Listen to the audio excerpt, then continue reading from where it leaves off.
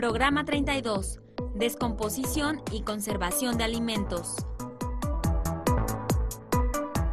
En este programa identificaremos los factores que favorecen la descomposición de los alimentos, así como algunas técnicas para su conservación.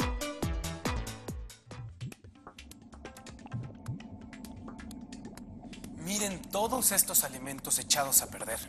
¡Qué coraje! ¿Por qué les pasó esto? ¿Cómo podríamos conservar la comida en buen estado por más tiempo? Acompáñenme a descubrirlo.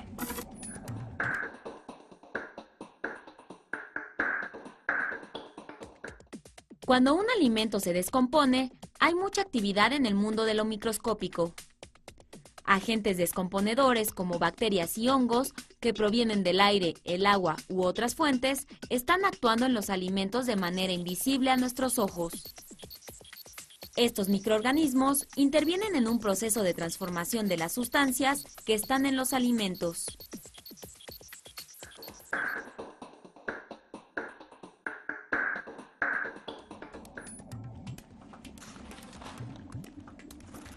Los microorganismos que descompusieron la comida Pudieron provenir del aire, del suelo, del agua. Pero si los alimentos no están en contacto con estos microorganismos, No se contaminan y, por tanto, no se descomponen.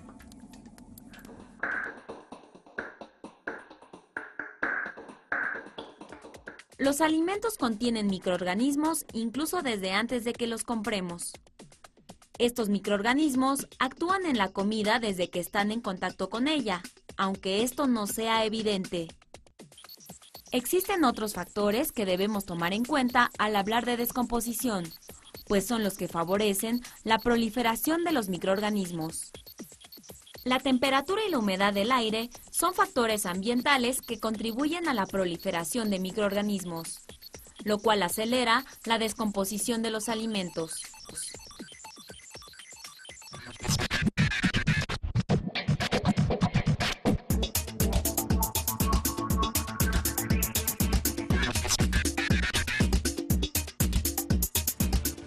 sorpréndete.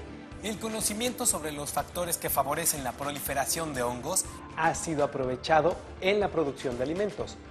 Sí, en algunas partes de nuestro país se guardan costales con paja en lugares oscuros y húmedos. para favorecer el crecimiento de hongos comestibles.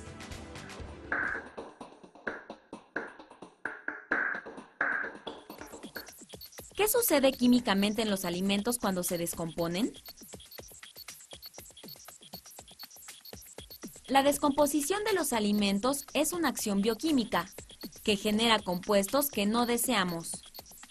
Algunas bacterias, por ejemplo, actúan sobre las proteínas y las transforman en productos causantes de mal olor. La putrescina es uno de los productos de la descomposición de tejidos animales causada por bacterias.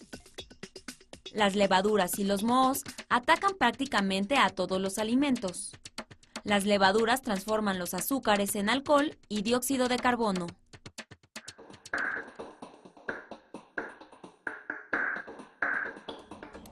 Bien, Ya sabemos lo que hizo que la comida se echara a perder. ¿cómo hacemos ahora para conservarla en buen estado? ¿Podemos controlar los factores que favorecen la descomposición? Acompáñenme a descubrir cómo. Todo alimento es perecedero, es decir, con el tiempo se degrada y pierde la óptima calidad para su consumo.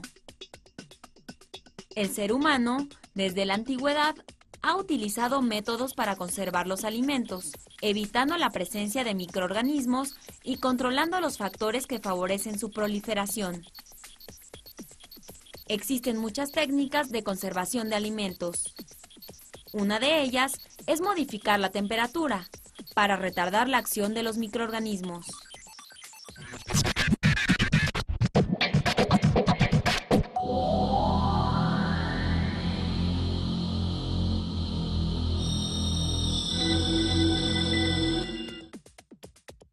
Una forma de conservar los alimentos en buen estado es disminuyendo su temperatura, es decir, enfriarlos o congelarlos.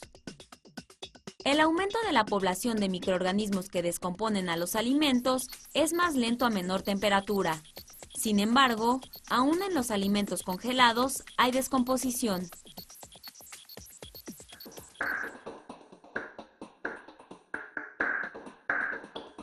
Elevar la temperatura por encima de los 70 grados centígrados, seguido de un enfriamiento rápido, es una técnica que conserva los alimentos llamada pasteurización.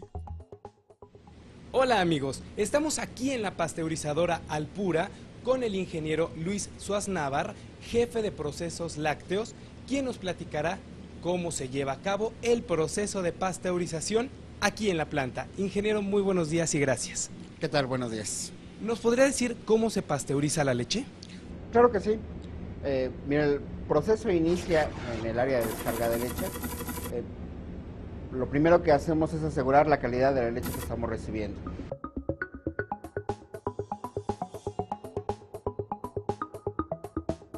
Una vez que tenemos la leche ya estandarizada, ya liberada por parte del control de calidad en los hilos de almacenamiento, viene la parte fundamental del proceso. De hecho, lo que le llamamos el punto crítico de control, eso es la pasteurización de la leche. ¿Cómo pasteurizamos la leche? Para pasteurizar la leche, lo que tenemos que hacer es someterla a un tratamiento térmico, es decir, calentarla mediante intercambio de calor con vapor hasta 76 grados centígrados.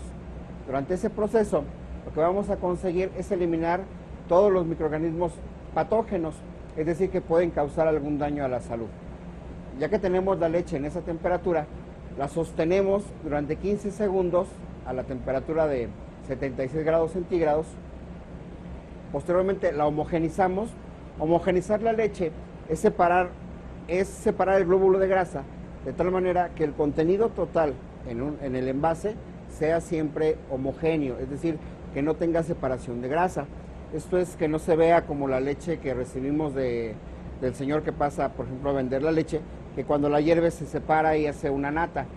En este caso, la leche que ya fue sometida a homogenización no hace nata porque la grasa está separada en todo el contenido del envase. Posteriormente, enfriamos la leche con agua helada y nuevamente regresamos a la temperatura original de la que habíamos hablado en el recibo, de 4 grados centígrados, para que no exista reproducción bacteriana. Esa leche la almacenamos en unos tanques con los cuales la enviamos ya a lo que es el área de envasado.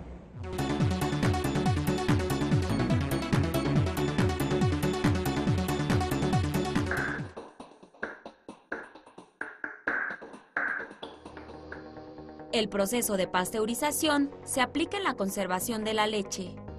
También se utiliza en la conservación de jarabes con los que se elaboran algunos néctares y mermeladas. Por otro lado, una técnica empleada para matar microorganismos es la esterilización.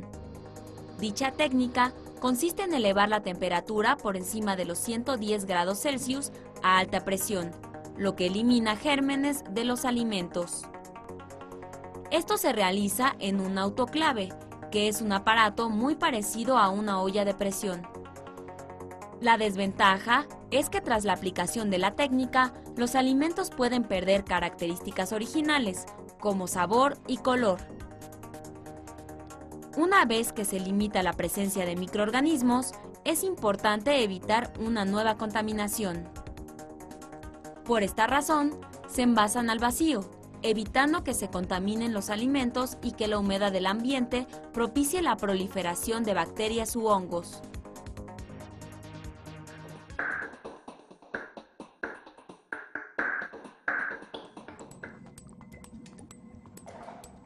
manténgase en un lugar fresco. Esta leyenda señala la necesidad de controlar la temperatura Para que los microorganismos no se reproduzcan y afecten el producto. ¿Y qué técnica se utiliza para controlar la humedad? Los microorganismos necesitan del agua para vivir y proliferar. Si la humedad es menor, entonces disminuye el crecimiento poblacional. La deshidratación o secado y la pulverización son técnicas con las que se controla la humedad para conservar los alimentos. Secar alimentos al sol es una práctica sencilla que se lleva a cabo desde tiempos remotos. Eliminar el agua que requieren los microorganismos permite conservar los alimentos durante mucho tiempo. Por otra parte, la pulverización es una técnica en la que se deshidratan algunos alimentos a un 45% y se esparcen en una bóveda. Ahí se termina de secar el alimento en contacto con aire muy caliente.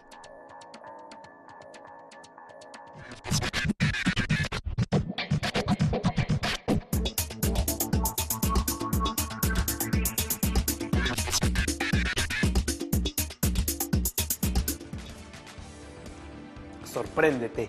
El yogur se produce gracias a la acción de algunas bacterias Llamadas lactobacilos que obtienen energía por medio de un proceso denominado fermentación. Los lactobacilos actúan en la leche transformando el azúcar y formando productos que le dan al yogur su sabor agrio característico.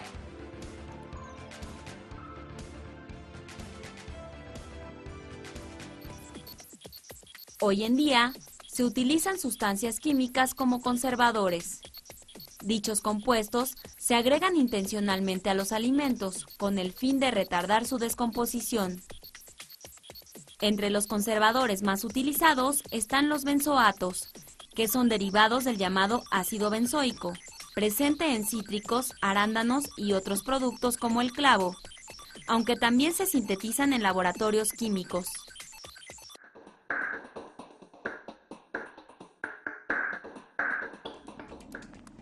Vaya que existen 1001 formas de conservar los alimentos. Hemos descubierto aquí técnicas caseras muy sencillas para mantenerlos en buen estado. Por ejemplo, La cocción al cocer los alimentos eliminamos microorganismos y consecuentemente retrasamos la putrefacción. También, podemos salar los alimentos. por ejemplo, la carne.